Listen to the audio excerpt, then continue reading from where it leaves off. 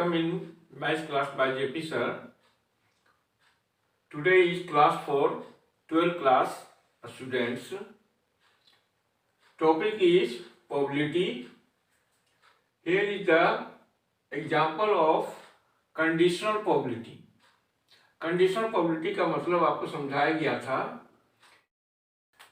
तो बता रहे थे कंडीशनल प्रोबेबिलिटी का मतलब होता है कि अगर किसी एक्सपेरिमेंट में दो इवेंट एक साथ होकर हो रहा हो, ए और बी, और हमें अगर बी का प्रोबेबिलिटी निकालना है, यदि ए इवेंट्स पहले से होकर हो चुका हो तो ऐसे इवेंट्स का प्रोबेबिलिटी कंडीशनल प्रोबेबिलिटी के थ्रू निकाला जाता है, जिसे प्रोबेबिलिटी ऑफ बी अंडर ए कहा जाता है।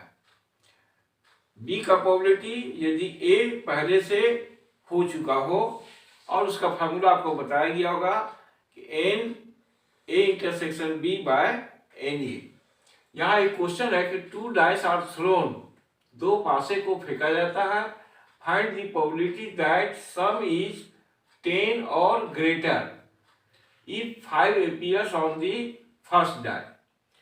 दो पासे को फेंकने से 10 या 10 से बड़ी संख्या आने का प्रोबेबिलिटी निकालिए यदि पहले डाई का नंबर 5 हो। ये क्वेश्चन नहीं है कि 10 और या उससे ग्रेटर नंबर का प्रोबेबिलिटी निकालिए। अगर सिर्फ ये लिखा रहे तो वो सिंपल क्वेश्चन हुआ। तो हम लोग जानते हैं कि two dice are thrown, तो सैंपल स्पेस आपका होता है 1 2 3 4 5 6, 1 2 3 4 5 6, ये दोनों का क्रॉस प्रोडक्ट होता है जिसमें 36 इवेंट्स होगा। अब यहां दो घटना जो दिया गया है, जो कंडीशन है उसको आप ए मान के चले। Event of getting 5 on first die, ये कंडीशन है कि फर्स्ट डाई का नंबर 5 होना चाहिए। तो फर्स्ट डाई का नंबर 5 कितना तरीका से आ सकता है, तो 5 का पेयर सभी के साथ लेंगे, 5 1 5 2 5 3 5 4 5 5 एंड 5 6, ये 6 तरीका से फर्स्ट डाई का नंबर 5 आ सकता है। अब दूसरा इवेंट लेंगे, इवेंट of getting sum 10 और greater। 10 और greater का मतलब हुआ सम 10 होना चाहिए, 11 होना चाहिए या 12 होना चाहिए।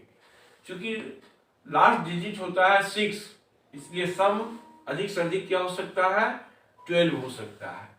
तो हम लोग सम 10, 11 और 12 को देखेंगे। अब 10 कैसे आएगा, तो पहला आ सकता है 4 6 के साथ, 4 6, दूसरा 5 5 के साथ, तीसरा आ सकता है 6 4 के साथ। ये 3 तरीका से आपका 10 आएगा। अब देखेंगे 11 कैसे आएगा, तो 5 6 या फिर 6 5। अब 12 दिख रहा है, तो 12 एक ही तरीका से आएगा, 6 6। ये दोनों का इंटरसेक्शन निकाल लेंगे, A intersection B. A intersection B में आपको क्या मिलेगा, एक 5 6 मिलेगा, एक 5 5 मिलेगा, 5 5 5 6। Number of favourable events in A intersection B आपका हो गया 2, और number of events in A A का इवेंट्स हो गया 6। देयरफॉर प्रोबेबिलिटी हम लोग निकालेंगे पी बी अंडर ए, यानी 5 वाला घटना पहले घट चुका हो और तब इस घटने का प्रोबेबिलिटी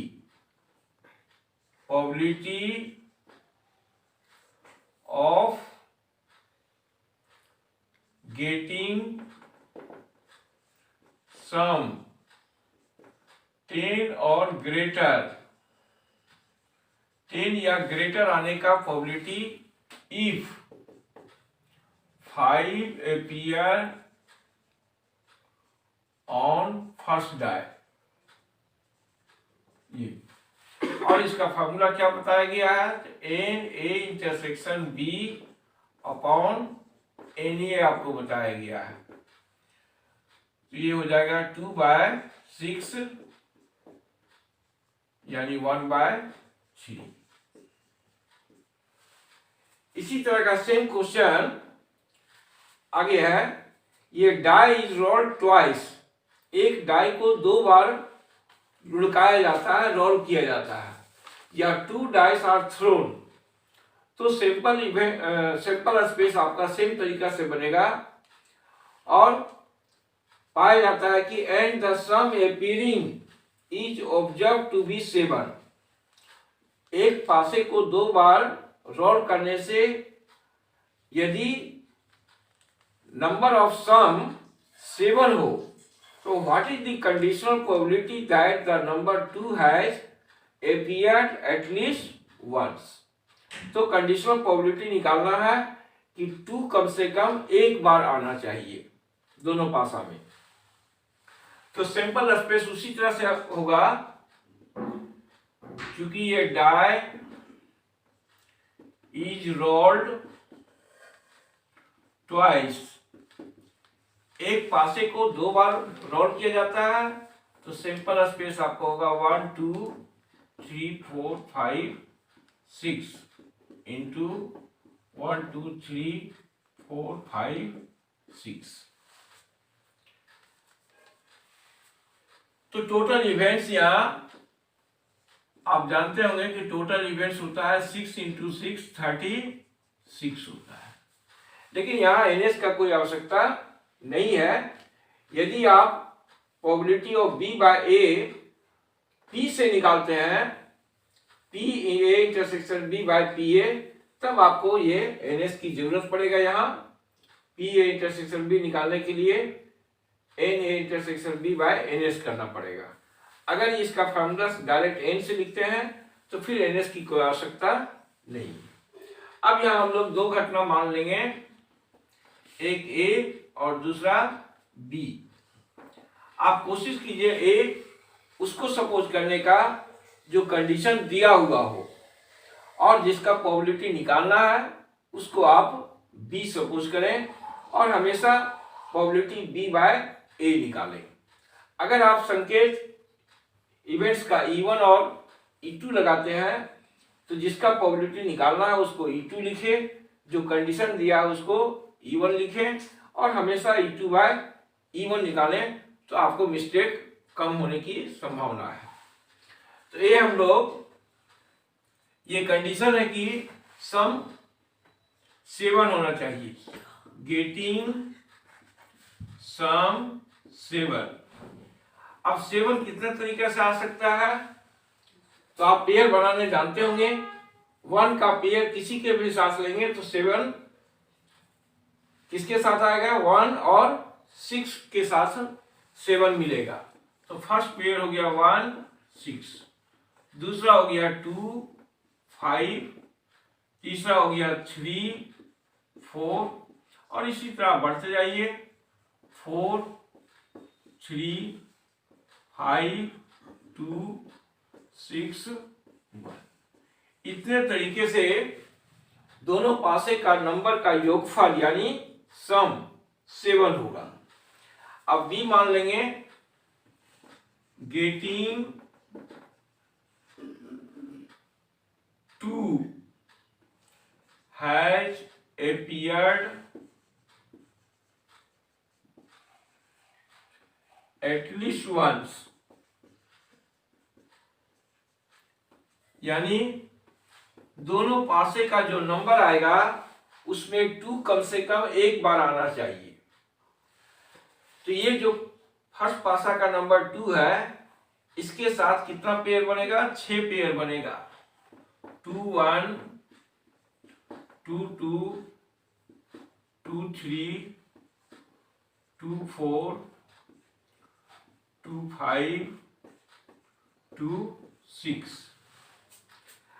अब ये जो सेकेंड पासा 2 है, इसके साथ फिर आपका 6 पेयर बनेगा। तो 1 2, दूसरा 2 2, तो 2 2 आपने एक बार लिख दिया, इसलिए फिर रिपीट नहीं करेंगे। 3 2 4 2 5 2 6 2। तो इतने तरीके से 2 एक बार आएगा, कम से कम एक बार। यानी कम से कम एक बार का मतलब 2 बार भी आ सकता है। आप दोनों का इंटरसेक्शन निकालेंगे, A intersection B.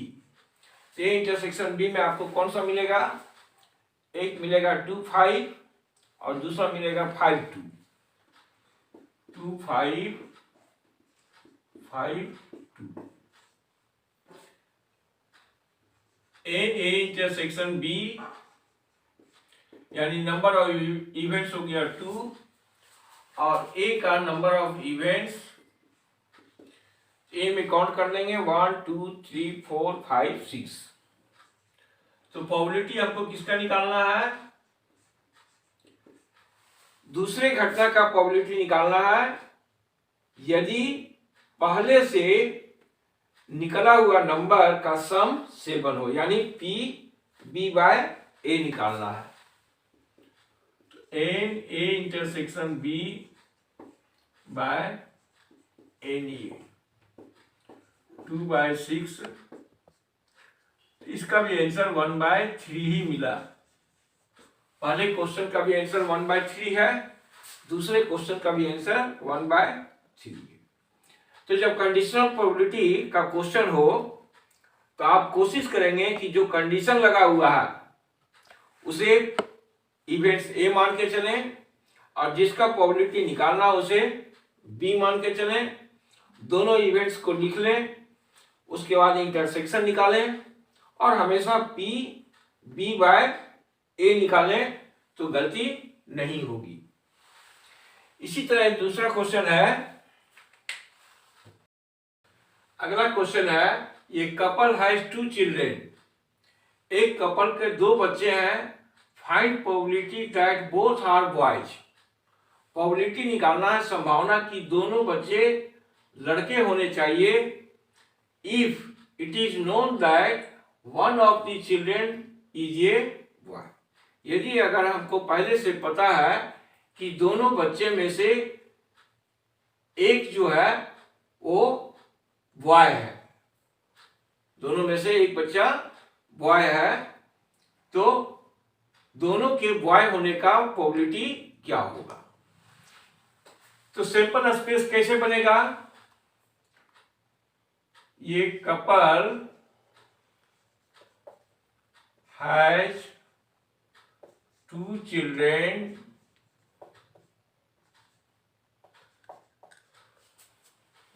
in following ways।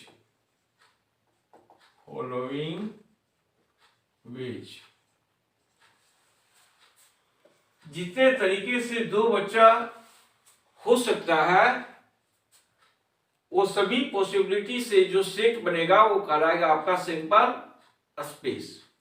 तो पहला क्या हो सकता है कि दोनों बच्चा बॉयज हो, दोनों गर्ल हो। अगर पहला बच्चा बॉयज तो दूसरा गर्ल होगा, अगर पहला गर्ल तो दूसरा बॉयज। यानी किसी कपल का 2 बच्चा 4 तरीके से हो सकता है। अब यहां 2 तरह का घटना है। पहला ए मान लेंगे हम लोग और दूसरे को बी, तो जिसका प्रोबेबिलिटी निकालना है उसको आप बी मान के चले और जो कंडीशन है उसको ए इवेंट्स लेके चले। तो कंडीशन ये है कि if it is known that one of the children is a boy, ये हमको पहले से पता है कि दोनों बच्चा में एक बॉय है। तो एक बॉय कितने तरीके से हो सकता है, तो सिंपल स्पेस में आप देखेंगे एक बॉय 3 तरीके से हो सकता है, बॉयज गर्ल, गर्ल बॉयज या बॉयज बॉयज। दूसरा है, ये आपका हो गया इवेंट ऑफ गेटिंग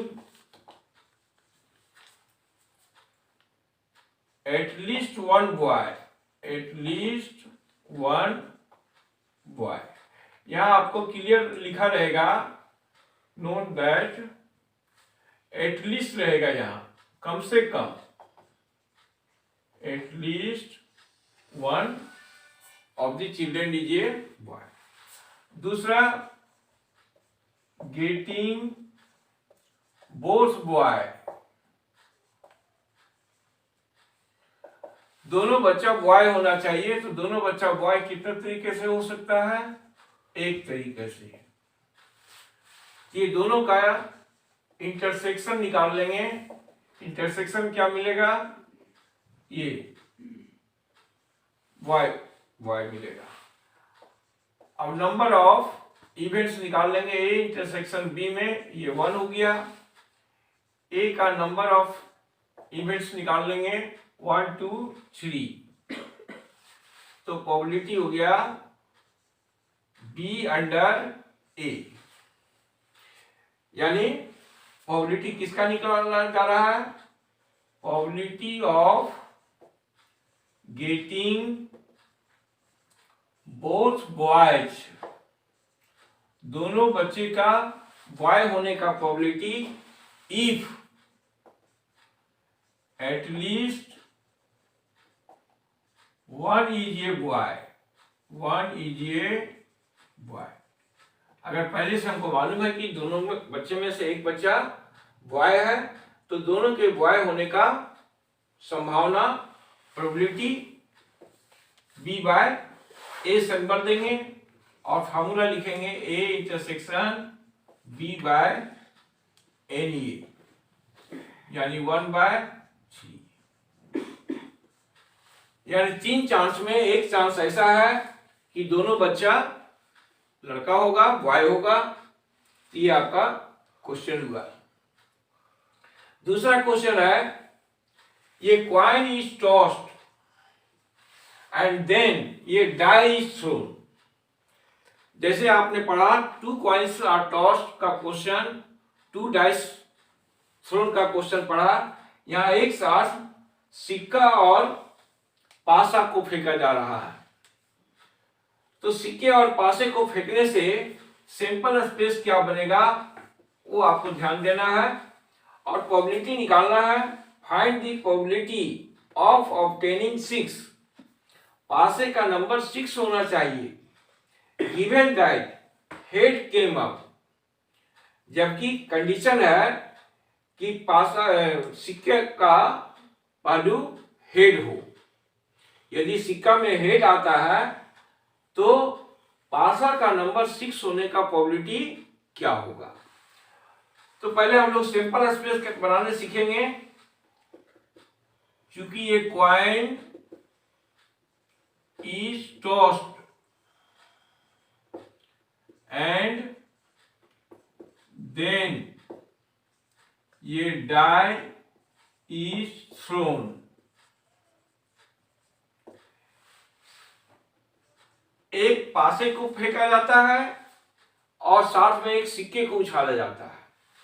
तो सिक्का उछालने से आप जानते हैं कि सिंपल स्पेस होता है एच और टी सी, और पासे को फेंकने से सिंपल स्पेस बनता है 1 2 3 4 5 6 का सेट से। ये दोनों का हम लोग क्रॉस प्रोडक्ट लेंगे। अब इस क्रॉस प्रोडक्ट में कितना पेयर होगा, तो H के साथ 6 पेयर होगा, H1, H2, H3, H4, H5, H6।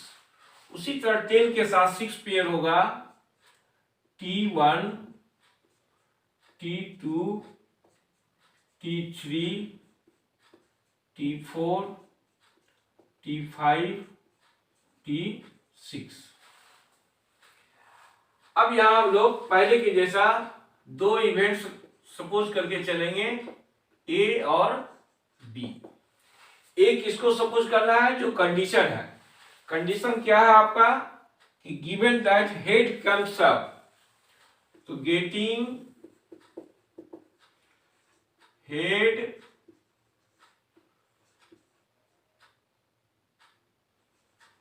Comes up, head आने की घटना को हम लोग ए मानेंगे। अब देखिए सिंपल स्पेस में हेड कितने तरीके से आ रहा है, तो हेड आपका 6 तरीके से आ रहा है, H1, H2, H3, H4, H5, H6।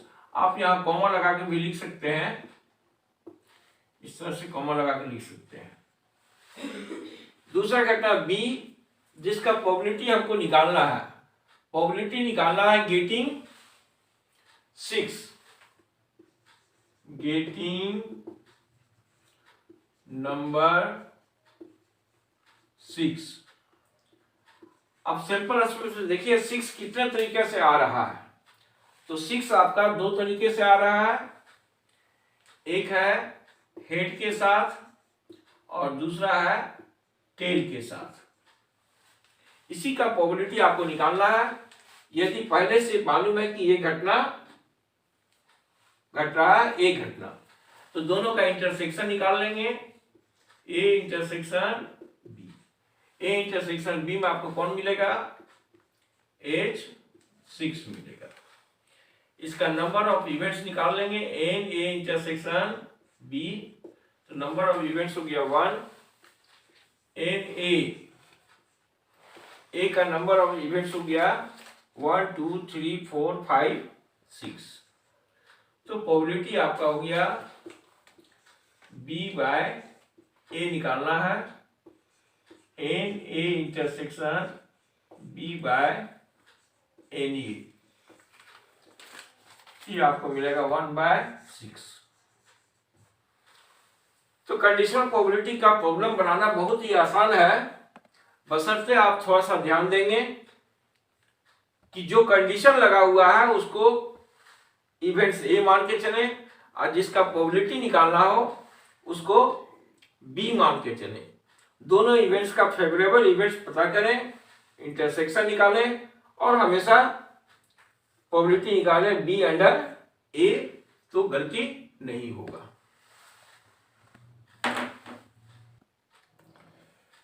देखिए क्वेश्चन आपका है जो इंडिपेंडेंट इवेंट्स पर है। A and B appear for an interview for 2 vacancy in the same post। एक ही पोस्ट के लिए 2 वैकेंसी निकाला गया है, जिसके लिए A और B 2 व्यक्ति इंटरव्यू देने के लिए अपीयर हुआ है। The probability of selection of A is 1/6 and that of B is 1/4। A के सिलेक्शन होने का प्रोबेबिलिटी संभावना 1/6 है और B के सिलेक्शन होने का संभावना 1/4 है। तो आपको प्रोबेबिलिटी निकालना है, find the probability that both of them is selected, पहला क्वेश्चन है। दूसरा है only one of them is selected, तीसरा है नन इज सिलेक्टेड, और चौथा क्वेश्चन है at least one of them is selected. तो यहाँ 4 क्वेश्चन है, लेकिन एग्जाम में अगर इस तरह का क्वेश्चन सेटअप होता है तो कोई एक क्वेश्चन पूछा जाएगा। तो आंसर देखिए इसका, गिवन पीए हो गया probability of selection of A के सिलेक्ट होने का प्रोबेबिलिटी हम लोग मान लिए पीए, या आप उसको इवन इंटू भी मान सकते हैं। ये आपको दिया हुआ 1/6। अब इसी का नॉट सिलेक्शन का निकाल लेंगे, P A bar, probability of not selected, not selection of A के सिलेक्ट नहीं होने का प्रोबेबिलिटी क्या होगा, 1 माइनस पी ए, 1 माइनस 1/6 यानी 5/6 हो गया। P B probability of selection of B के सिलेक्ट होने का प्रोबेबिलिटी आपको क्वेश्चन में है 1/4, तो इसका पी बी बार निकाल लेंगे, probability of not selection of B के सिलेक्ट नहीं होने का प्रोबेबिलिटी हो जाएगा 1 माइनस 1/4 यानी 3/4। अब ये दोनों इवेंट्स जो है, event A and B are clearly independent event.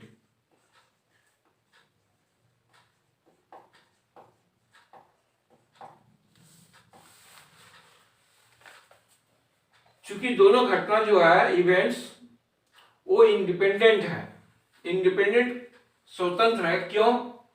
क्योंकि वैकेंसी 2 पोस्ट के लिए दिया गया है, 2 वैकेंसी है, तो ए के सिलेक्शन का प्रभाव बी पर नहीं होगा और बी के सिलेक्शन का प्रभाव ए पर नहीं होगा। इसलिए ये दोनों इवेंट्स किस तरह का इवेंट्स है, इंडिपेंडेंट इवेंट्स है। अब पहला क्वेश्चन है प्रोबेबिलिटी दैट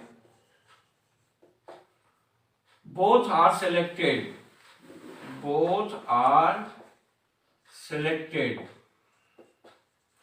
दोनों के सिलेक्ट होने का प्रोबेबिलिटी हम लोग लिखेंगे P A into P B से, इंडिपेंडेंट के थ्रू निकालेंगे, P A into P B. आप इसको इंटरसेक्शन लेके भी चल सकते हैं इस तरह से, पी ए इंटरसेक्शन बी। अब P A intersection B independent theorem से हो जाएगा P A into P B.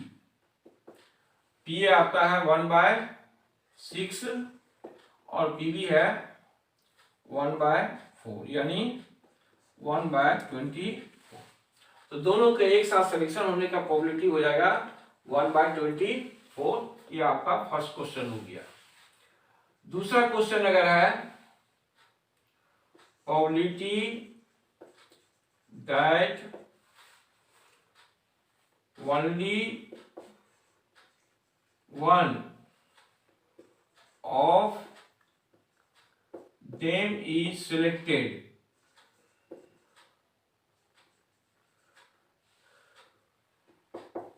दोनों में से एक का सिलेक्शन होना चाहिए, तो उसको अगर एक का सिलेक्शन लेंगे तो बी का सिलेक्शन नहीं लेंगे, प्लस ए का सिलेक्शन नहीं और बी का सिलेक्ट होने का लेंगे प्रोबेबिलिटी। ये हो जाएगा 1/6 इंटू 3/4 प्लस 5/6 इंटू 1/4। एलसीएम लेंगे तो हो जाएगा 24, 3 प्लस 5 यानी 8/24। ये आपको निकलेगा 1/3। तीसरा क्वेश्चन अगर है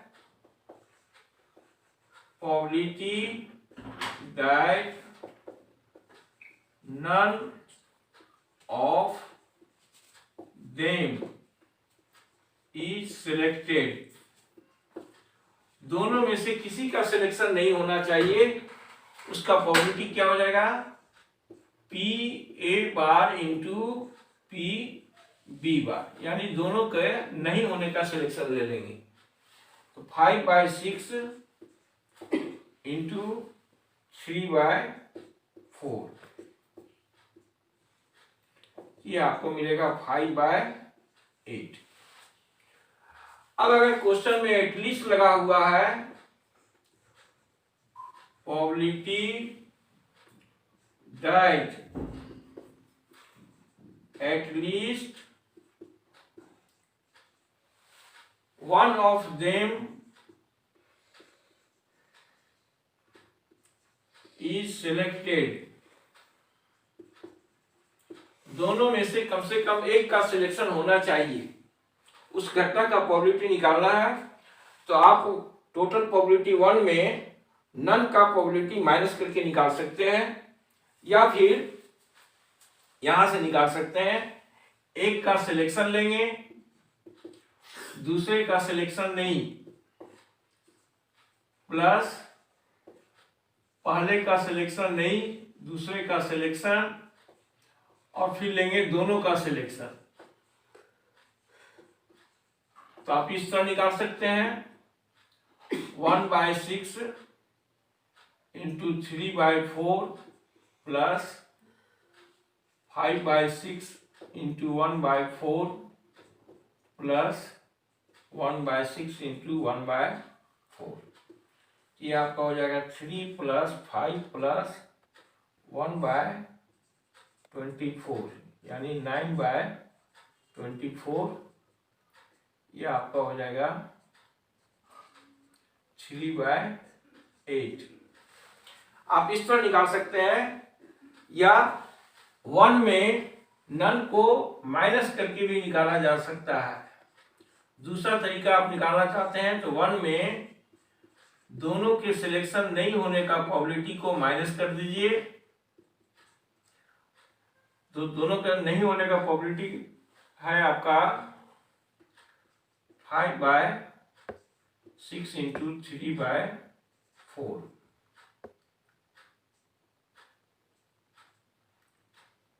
वन माइनस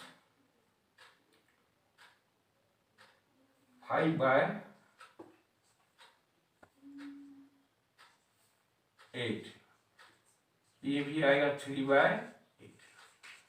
तो आप दो तरीके से निकाल सकते हैं।